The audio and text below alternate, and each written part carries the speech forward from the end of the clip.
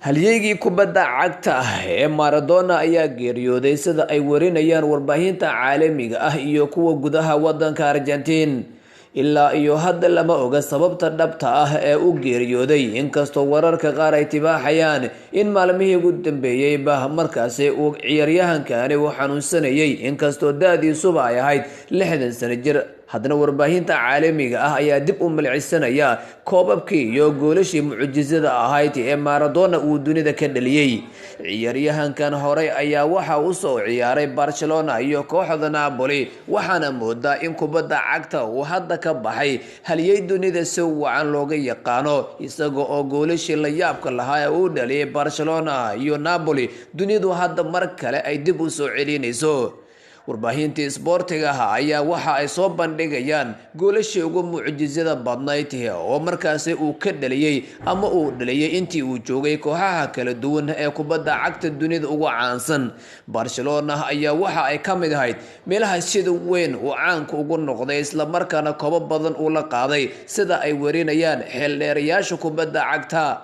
Maradona ayaa ahaa nin dunida ay u taqiinay mucjisadii kubadda cagta, inkastoo ilaa iyo hadda dowladda Argentina aanay shaaca ka qaadin sababta rasmiga ah ee ciyaaryahankani hore uu u geeriyooday. haddana warbaahinta caalamka ayaa si weyn uga faalloonaya noloshii kubadda cagta ee markaasi Maradona.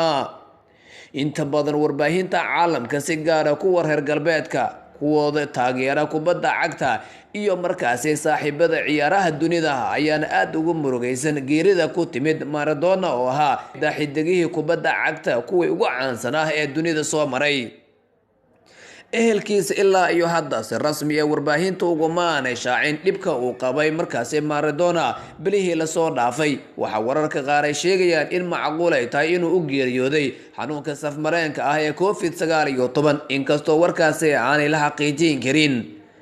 madaxda kala duwan ee kubadda cagta ayaa durbaba ka tacsiyeeyay geerida ku timid Maradona oo ahaa mid ka mid ah xidigihii ugu cajiibka badnaa ee soo maray kubadda cagta inta la xasuusto. waxaana maamulka FIFA durbaba ay dirayaan tacsiyo ku aadan in ay aad ugu xun yihiin geerida ku timid laacibkii hore ee kooxaha Barcelona iyo Napoli.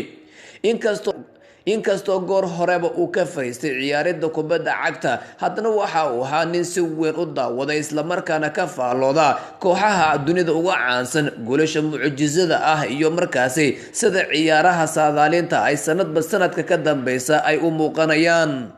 Argentina waxa ay ka mid tahay meelaha laacibyada mucjisada ay ka soo baxaan, inkastoo hadda laacibka dunida ee Messi uu ka soo jeedo wadanka Argentina.